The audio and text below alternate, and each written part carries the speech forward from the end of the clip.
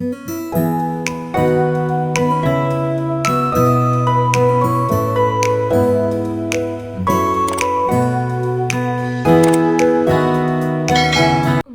මේ වෝකල් ඇජිලිටි කියන්නේ?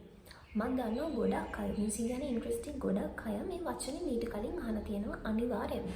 හැබැයි ඔයාලා ඇත්තටම දන්නවද මේ වචනේ මොකක්ද මීනින් එක? සහ සින්දු කියන්නේ මොකක්ද මේකේ තියෙන බලපෑම? හරි. ඇජිලිටි කියන්නේ නැත්නම් වෝකල් ඇජිලිටි කියලා කියන්නේ අපිට සින්දුවක නෝට්ස් අතර ඉක්මනට මූව් වෙන්න තියෙන හැකියාව. ඔයාලට තේරුණාද මම මේ කියපු එක? ඒ කියන්නේ මෙන්න මෙහෙම. දැන් අපි මොකක් හරි සින්දුවක් ගත්තොත් ඒකේ තියෙන මොන හරි නෝට්ස් නේ. ඔයාලා දන්නවා C D E F ඒ දේවල් තමයි නෝට්ස්. එතකොට ඒ නෝට්ස් වලින් හැදිච්ච මෙලඩි එකක් තමයි සින්දුවක තියෙන්නේ. හරි. එතකොට අපි සින්දුවක් කියනවා කියලා කියන්නේ ලේසියෙන්ම කිව්වොත් අන්න ඒ නෝට්ස් වලට දාලා තියෙන වචන කියන එකනේ ඒ මෙලඩි එකට හරියන විදිහට ඒ මෙලඩි එක අපි කියන එක තමයි අපි සින්දුවක් කියන එකෙන් කරන්නේ. හරි. එතකොට ඒ මෙලඩි එකේ තියෙන නෝට්ස් වලට අපිට ඉක්මනට යන්න තියෙන හැකියාව තමයි මේ වෝකල් ඇජිලිටි කියලා කියන්නේ. ඔයාලා අහලා තව වචනයක් තියෙනවා riffs and runs කියලා. මේ riffs and runs කියන්නේ මේ වෝකල් ඇජිලිටි කියන එකටම තමයි. එතකොට අයි අපිට මේක වැදගත් වෙන්නේ. ඒ කියන්නේ ගොඩක්ම මේක වැදගත් වෙන්නේ ඔයාලා අහලා තියෙනවා සින්දුවට අලංකාර දානවා. එහෙම නැත්නම් variations දානවා.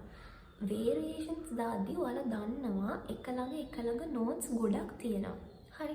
සාමාන්‍යයෙන් beginner කෙනෙක්ට නම් මේ variations එකපාරම කියන්නේ යා කවදාවත් vocal training වත් කරලා නැති කෙනෙක් නම් එකපාරම යාට variations දාන්න අමාරුයි. මම කියන්නේ born talent එකක් තියෙන කෙනෙක්ට පුළුවන්. හැබැයි variations දාන්න beginner කෙනෙක්ට අමාරුයි. ඒ කියන්නේ එයාලගේ vocal agility එක තමයි build වෙලා නැත්තේ. හැබැයි ඔයාලා vocal training කරන්න අවුරුදු ගානක් practice කරන්න ඔයාලට මේ අලංකාර එහෙම නැත්නම් variations දාන එක ගොඩක් ලේසි වෙනවා. ඒ කියන්නේ ඔයාලගේ vocal agility එක හොඳට build වෙලා තමයි තියෙන්නේ. එතකොට මේ vocal agility එක හදාගන්න ඇත්තටම YouTube එකේ ඕන තරම් exercises තියෙනවා. මේ දේවල් වලින් අනිවාර්යෙන් ඔයාලගේ vocal agility එක ඔයාලට හදාගන්න පුළුවන්. දැනට ඔයාලට අලංකාර එහෙම නැත්නම් variations නැත්තම් අපි යමු ෆාස්ට් සෝං එකක්. දැන් ෆාස්ට් සෝං එකක් ගත්තොත් ෆාස්ට් මෙලඩි එකක් තියෙන සෝං එකක් ගත්තොත් ඒකෙත් සාමාන්‍යයෙන් නෝට්ස් එක ළඟ වේගෙන් යනවා. ඔයාලා මේ දේ එක්ස්පීරියන්ස් කරලා ඇති. සමහර විට ඔයාලා සින්දුවත් එක්ක ෆාස්ට් සෝං එක කියද්දි හරියට කියනවා. හැබැයි කැරොකේ එක දාලා ඔයාලා තනියෙන් කියන්න යනකොට මෙලඩි එකට වඩා ඔයාලා ස්ලෝ කියලා ඔයාලට තේරෙනවා ඇති. හේතුව තමයි ඔයාලගේ vocal agility එක එච්චර හොඳ නැති. එතකොට ඔයාලා හදා ගන්න ඕනේ ඔයාලගේ vocal agility එක අන්න ඒ විදිහට variations සහ fast song ඔයාලා කියන්න ආසාවක් තියනවා නම්. ඒ නැත්නම් ඔයාලා music කරන්න ආස කෙනෙක් නම් voice එක ගැන හිතන කෙනෙක් නම් අනිවාර්යෙන් සින්දු කියද්දී ඔයාලට vocal agility කියන එක ගොඩක් වැදගත්. මේ vocal agility කියන එකට අපේ ear එකේ training එක සහ vocal control කියන දෙකම වැදගත්. හරි. ඒ කියන්නේ අපි අලංකාර දානකොට අපි එක්තරා විදිහක අපේ vocal කියන්නේ voice එක control කිරීමක් තමයි අපි කරන්නේ. එතකොට අනිවාර්යෙන් අපේ voice එක control කිරීමේ හැකියාව තියෙන්න ඕනේ. අනිත් එක තමයි අපේ ear training. ඒ කියන්නේ අපි කියන එකත් අපි අපේ කනින්මනේ අහන්නේ. එතකොට ඔයා දැනගන්න ඕනේ ඔයා කියන එක හරියද වැරදිද කියලා තේරෙන්න ඔයාට ඔයාගේ ear එක train කරලා තියාගන්න. ඒ නිසා මේ ear training සහ vocal control කියන එකත් මේ vocal agility එකටම බලපානවා.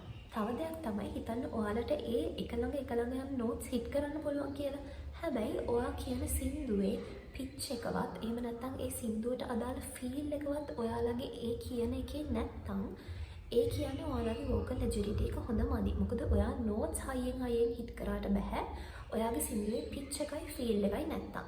ඒ නිසා අනිවාර්යෙන් මම මේ කියපු දේවල් මම මේ කියපු අඩුපාඩු වල තියෙනවා නම් ඔයාලට ඔන්න vocal agility එක train කරන එක ගොඩක් වැදගත්. හරි.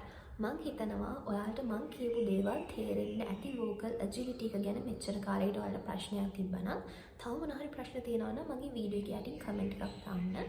ඒ වගේම මගේ description box එක check කරන්න. මොකද ඒකේ මම දාලා තියෙනවා මගේ WhatsApp channel එකක link එකක්. මම ඒකේ කරන්නේ vocal training exercises videos දාලා මාත් එක්කම ඔයාලට කරන්න පුළුවන්. මාත් එක්ක ඒකට join වෙන්න කියලා ඔයාලගෙන් ඉල්ලනවා. එහෙනම් මගේ channel එකට subscribe වෙලා ඉන්න. මේ වගේ තව වැදගත් වීඩියෝ එකකින් මම ඉස්සරහට ඔයාලත් එක්ක හම්බෙන්නම්. එහෙනම් දැනට bye.